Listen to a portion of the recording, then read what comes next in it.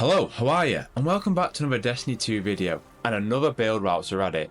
We've had a good few weeks now with Prismatic, seeing what the meta is, and everyone's got their meta builds. But me, I know what's meta. I also want to play with what's fun. With the final shape came the return of Cayde-6, the guy that put hunters on the map, and easily one of, if not, Destiny's best character. With Prismatic though, I thought, if Cayde could wield the light and the dark, what kind of hunter would he be? And with that, I created a fun little build utilising all of Cayde-6's trademarks, his pinpoint ace of spades, golden gun, and I thought gunpowder gamble was pretty fitting too. But before we get stuck in and I show you this really fun build, if you enjoy the vid and maybe you use the build, consider hitting the like button, and if you enjoy my Destiny content and want more of that, consider subscribing. I'd appreciate it, you know? So, this build then. It's certainly not completely meta, but it's a fun switch up for any onslaught, seasonal activities, with it being extremely good actually in the Enigma protocol, ritual playlists, just not really tailor-made for the high-level content. Me personally though, when it comes to builds, I like to shoot my guns rather than just purely spam abilities, and I think the Ace of Spades has some of the best feedback in the game when it comes to shooting the guns. There is the exotic class item in here with a specific role, but I'm going to give you a few alternatives that you can use as well that are just as viable. Alright, I've spoke enough about this build. Let me get into the nitty gritty of it. Alright, so here is the build. I'm going to walk through the weapons to begin with, then I'll talk about the gear, and then I'll go into Prismatic itself and also the seasonal artifact, though there's not too much in there, so this makes that quite a good build and then it's going to stay around for a while. Of course, we've got Ace of Spades in our kinetic slot with the catalyst, as we obviously want the catalyst in there. So in the second slot we have Indebted Kindness. Now there's actually a bit of flexibility and wiggle room in here.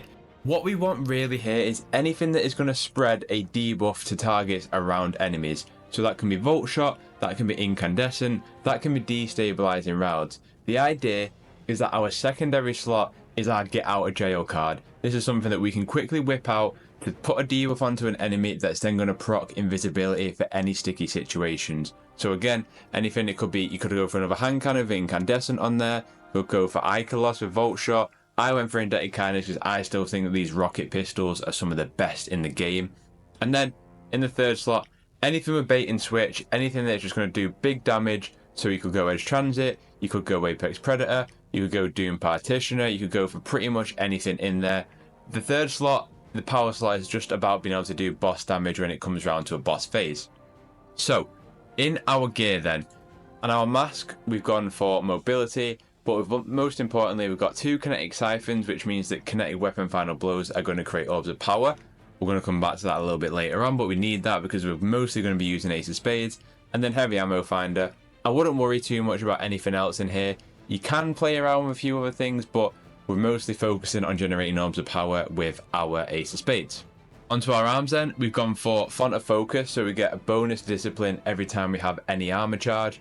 We've also got two focusing strikes because our dodge is going to be granting us our melee. Every time we cause damage with our melee attacks, we're going to be getting class ability, which is just going to allow us to constantly be getting that melee attack back and then refresh that of our class ability. So that's in our arms. In our chest, I've gone for charged up, so we've got one more armor charge that we can keep. I've gone for harmonic resistance because I had +1 spare. And then I've got Font of Endurance, which means we get bonus resilience, again increasing that survivability. We're always going to have armor charge, it's just going to help us out a ton when it comes to those harder activities. In those legs we got 3 kinetic weapon surges. I'm going to be honest with you, this might be a little bit overkill because Ace of Spades is very good. You're going to be wanting to proc headshots, right? You're going to be constantly wanting to get those crit kills. I went for 3 because on those harder activities, that ×3 kinetic weapon means that you don't always get that one-shot headshot. With 3 kinetic weapon surge plus being radiant, it makes it a lot more likely to do so. Again, this is all about maximizing the Ace of Spades. That's why we're trying to generate orbs of power from our Ace of Spades, and then that's going to feed back into this. So yeah, I went for ×3 here.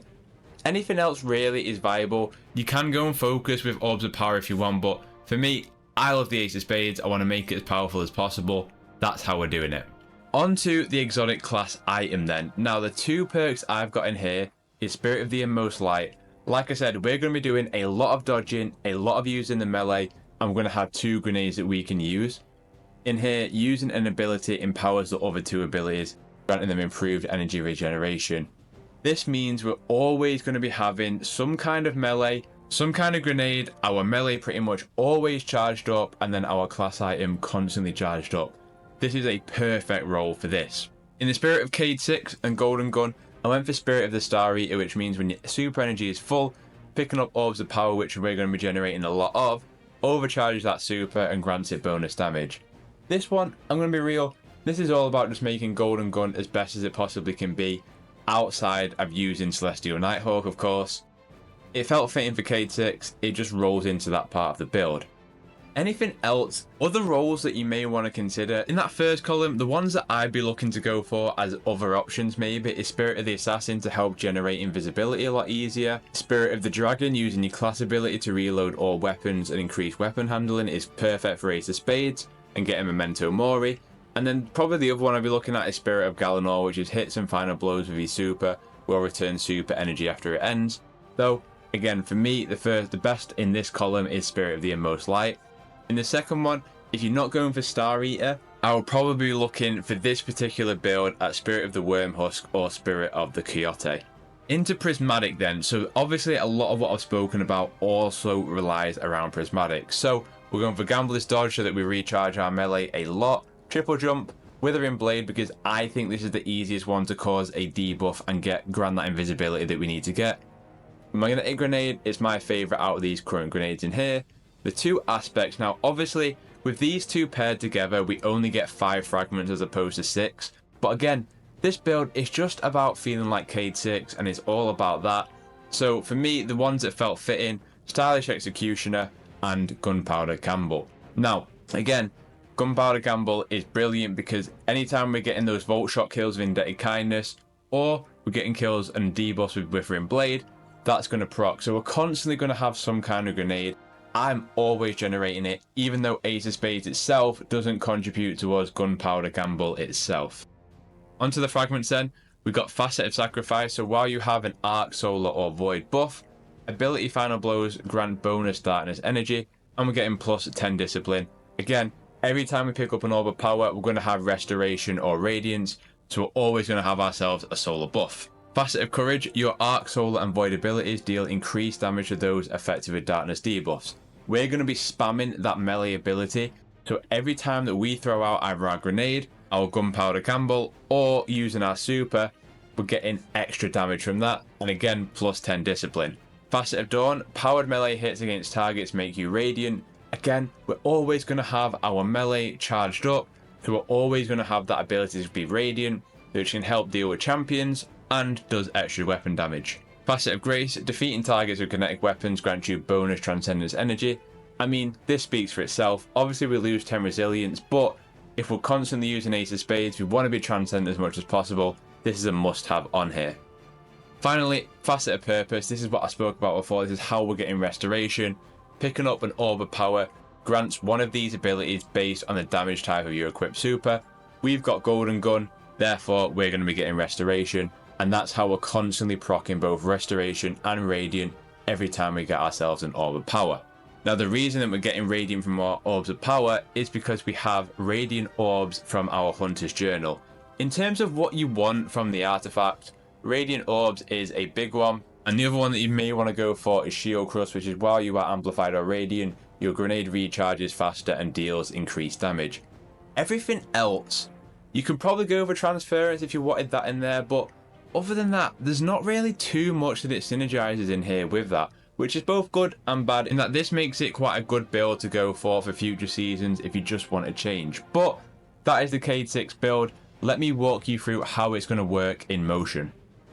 So as for the build in motion, we're going to predominantly want to be rocking our Ace of Spades. Get some rapid kinetic blows, create Orbs of Power which are going to do 3 things for us.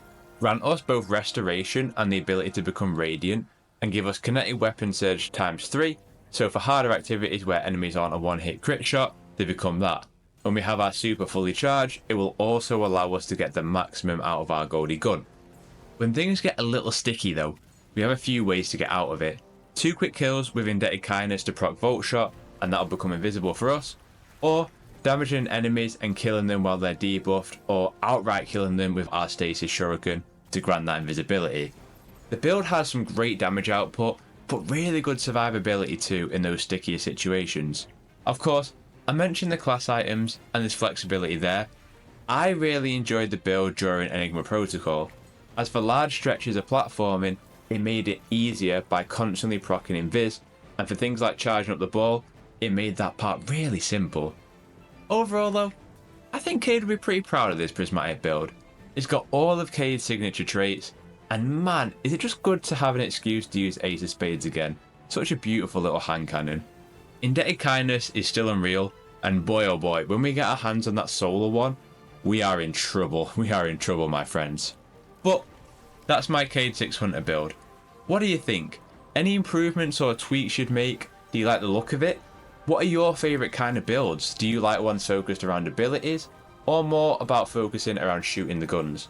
Let me know in the comments. Like I said at the top, if you found this video helpful and you're going to give the build a go, liking the vid helps me out a lot. And if you're after more Destiny content, consider subscribing and maybe checking out some of the other Destiny content on the channel, like my Kvostov build or Golden Gunslinger, and there's more on that to come. Other than that, hope you have a terrific day, look after yourself, and I'll catch you in the next one.